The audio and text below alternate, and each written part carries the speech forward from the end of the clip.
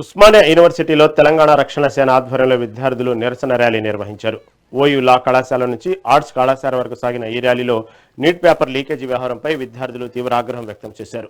లీకేజీల వల్ల విద్యార్థుల జీవితాలు నాశనమవుతున్నాయని, కొందరు తీవ్ర ఒత్తిడితో ఆత్మహత్యలకు పాల్పడుతున్నారని ఆవేదన వ్యక్తం చేశారు.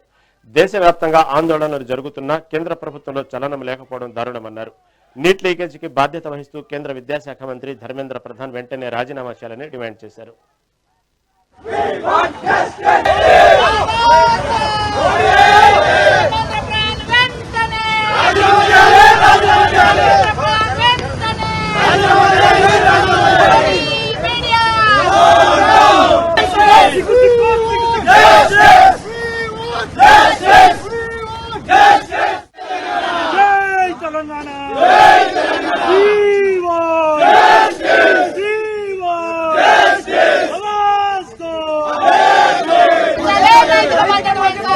Doctor,